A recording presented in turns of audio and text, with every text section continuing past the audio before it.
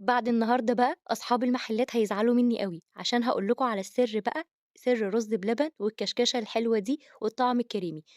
جبت الحلة بتاعتي ونجيب حلة كبيرة حلوة كده ونحط فيها كوباية واحدة من الرز، ضفت عليهم 4 كوبايات من المَيّة، بعد كده هارفعهم على النار وهاسيبهم بقى لحد ما يستووا، وفي الوقت ده هنجيب بقى كوبايتين من الحليب وهاضيف عليهم 4 معالق كبار من النشا، وبعد كده هاضيف عليهم ظرف من الكريم شانتيه، وهاضيف كمان عليهم 4 معالق كبار حرامية برضه من الحليب البودرة، هنقلبهم مع بعض كويس جدًا. خلاص كده الرز بتاعي استوى، بيكون فيه شوية سوايل، يعني ما نستناش لمّا يستوي خالص، خالص وتحسي إن هو بقى عامل زي رز كده مستوي، لأ، زي ما أنتِ شُفتِ كده بالضبط بالهاند بلندر بتاعي خلّيته مفروم كده نُص فرمة. هاضبّط السكر بقى، أنا ضِفت هنا كوباية كبيرة من السكر،